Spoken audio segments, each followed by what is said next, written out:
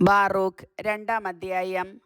അതിനാൽ ഞങ്ങൾക്കെതിരെ ഇസ്രായേലിൽ ന്യായപാലനം നടത്തിയ ന്യായാധിപന്മാർക്കും രാജാക്കന്മാർക്കും പ്രഭുക്കന്മാർക്കും ഇസ്രായേലിലെയും യൂദായിലെയും ജനത്തിനുമെതിരെ കർത്താവ് അരുളിച്ചെയ്ത വാക്കുകൾ അവിടുന്ന് നിറവേറ്റി.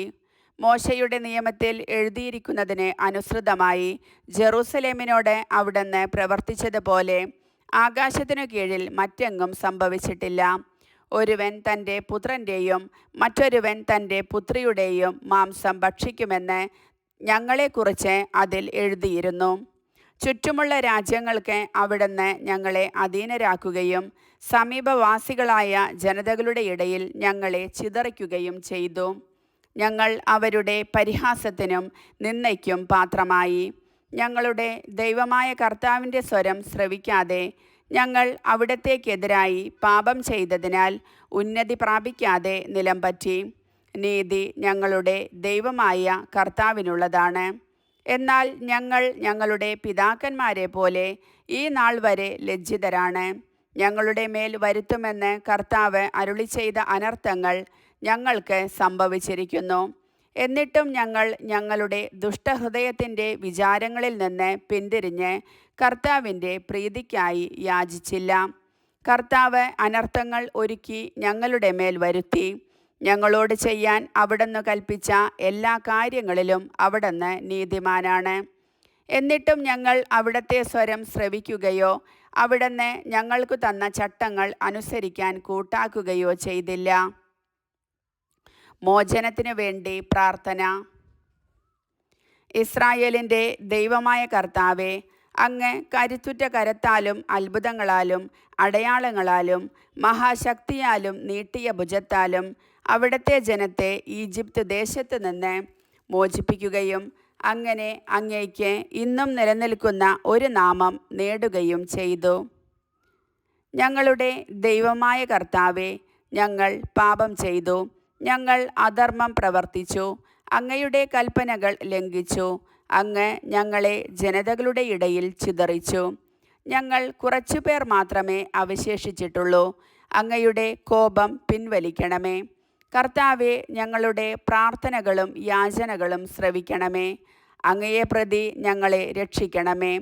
പ്രവാസത്തിലേക്ക് ഞങ്ങളെ കൊണ്ടുപോയവർക്ക് ഞങ്ങളോട് പ്രീതി തോന്നാൻ ഇടയാക്കണമേ. അങ്ങനെ അവിടുന്ന് ഞങ്ങളുടെ ദൈവമായ കർത്താവാണെന്ന് ഭൂമി മുഴുവൻ അറിയട്ടെ. എന്തെന്നാൽ ഇസ്രായേലും അവൻ്റെ സന്തതികളും അവിടുത്തെ നാമത്തിലാണ് അറിയപ്പെടുന്നത്. കർത്താവെ, അങ്ങയുടെ വിശുദ്ധ വാസസ്ഥലത്തു നിന്ന് ഞങ്ങളെ കടാക്ഷിക്കുകയും ഞങ്ങളോട് കാരുണ്യം കാണിക്കുകയും ചെയ്യണമേ. കർത്താവെ, ചെവി ചായ്ച്ച് കേൾക്കണമേ. കർത്താവെ, കണ്ണു തുറന്ന് കാണണമേ. ശരീരത്തിൽ നിന്ന് പ്രാണൻ വേർപെട്ട് മരിച്ച് പാതാളത്തിൽ കിടക്കുന്നവർ കർത്താവിനെ മഹത്വപ്പെടുത്തുകയോ നീതിമാനെന്ന് പ്രഘോഷിക്കുകയോ ചെയ്യുകയില്ല. എന്നാൽ കർത്താവെ, വലിയ ദുഃഖം അനുഭവിക്കുന്നവനും ക്ഷീണിച്ച് കുനിഞ്ഞു നടക്കുന്നവനും വിശന്നു പൊരിഞ്ഞ് കണ്ണുമങ്ങിയവനും അങ്ങയെ മഹത്വപ്പെടുത്തും. അങ്ങയുടെ നീതി പ്രഘോഷിക്കും. ഞങ്ങളുടെ ദൈവമായ കർത്താവെ, ഞങ്ങളുടെ പിതാക്കന്മാരുടെയോ രാജാക്കന്മാരുടെയോ നീതിയാലല്ല ഞങ്ങൾ അങ്ങയുടെ കാരുണ്യം യാചിക്കുന്നത്. അങ്ങയുടെ ദാസന്മാരായ പ്രവാചകന്മാർ വഴി മുൻകൂട്ടി അറിയിച്ചതുപോലെ അവിടുന്ന് ഞങ്ങളുടെ മേൽ ഉഗ്രകോപം വർഷിച്ചിരിക്കുന്നു. അവർ പറഞ്ഞു, കർത്താവ് അരുളി ചെയ്യുന്നു, നിങ്ങൾ കഴുത്തു കുനിച്ച് ബാബിലോൺ രാജാവിനെ സേവിച്ചാൽ നിങ്ങളുടെ പിതാക്കന്മാർക്ക് ഞാൻ നൽകിയ ദേശത്ത് നിങ്ങൾ വസിക്കും. എന്നാൽ നിങ്ങൾ കർത്താവിൻ്റെ വാക്ക് ശ്രവിക്കാതെയും ബാബിലോൺ രാജാവിനെ സേവിക്കാതെയുമിരുന്നാൽ യൂദാ നഗരങ്ങളിൽ നിന്നും ജെറൂസലേമിൻ്റെ പരിസരങ്ങളിൽ നിന്നും ആഹ്ലാദത്തിൻ്റെയും ഉല്ലാസത്തിൻ്റെയും ആരവവും മണവാളൻ്റെയും മണവാട്ടിയുടെയും സ്വരവും ഞാൻ ഇല്ലാതാക്കും. ആരെയും അവശേഷിപ്പിക്കാതെ ദേശം മുഴുവൻ ഞാൻ വിജനമാക്കും. ബാബിലോൺ രാജാവിനെ സേവിക്കുക എന്ന അങ്ങയുടെ കൽപ്പന ഞങ്ങൾ അനുസരിച്ചില്ല. അതിനാൽ ഞങ്ങളുടെ പിതാക്കന്മാരുടെയും രാജാക്കന്മാരുടെയും അസ്ഥികൾ അവരുടെ ശവക്കുഴിയിൽ നിന്ന് പുറത്തെടുക്കുമെന്ന് അങ്ങയുടെ ദാസന്മാരായ പ്രവാചകന്മാർ വഴി അരുളിച്ചെയ്തത് അങ്ങ് നിറവേറ്റി. ഇതാ, അവ പകലിൻ്റെ ചൂടും രാത്രിയുടെ മഞ്ഞും ഏറ്റുകിടക്കുന്നു. അവർ ക്ഷാമവും വാളും പകർച്ചവ്യാധിയും കൊണ്ടുള്ള കഠിനയാതനകളാൽ നശിച്ചു.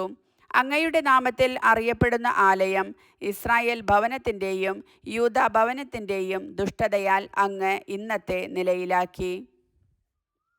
വാഗ്ദാനങ്ങൾ അനുസ്മരിക്കുന്നു. ഞങ്ങളുടെ ദൈവമായ കർത്താവേ, എന്നിട്ടും അങ്ങ് അനന്തമായ കാരുണ്യവും ആർദ്രതയും ഞങ്ങളോട് കാണിച്ചു.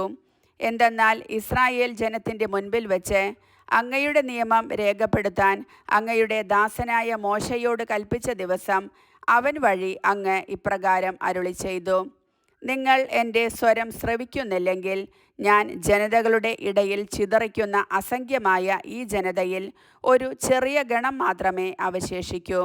ദുശാഠ്യക്കാരായ അവർ എന്നെ അനുസരിക്കുകയില്ലെന്ന് എനിക്കറിയാം. എന്നാൽ പ്രവാസദേശത്ത് അവർക്ക് മനഃപരിവർത്തനമുണ്ടാകും. ഞാനാണ് അവരുടെ ദൈവമായ കർത്താവെന്ന് അവർ അറിയും. അനുസരിക്കുന്ന ഹൃദയവും ശ്രവിക്കുന്ന ചെവികളും ഞാൻ അവർക്ക് നൽകും. അടിമത്തത്തിൻ്റെ നാട്ടിൽ വെച്ച് അവർ എന്നെ പുകഴ്ത്തുകയും എൻ്റെ നാമത്തെ അനുസ്മരിക്കുകയും ചെയ്യും. ദുശാഠ്യത്തിൽ നിന്നും ദുഷ്പ്രവൃത്തിയിൽ നിന്നും അവർ പിന്തിരിയും. എന്തെന്നാൽ കർത്താവിൻ്റെ മുൻപിൽ പാപം ചെയ്ത പിതാക്കന്മാരുടെ ഗതി അവർ ഓർക്കും.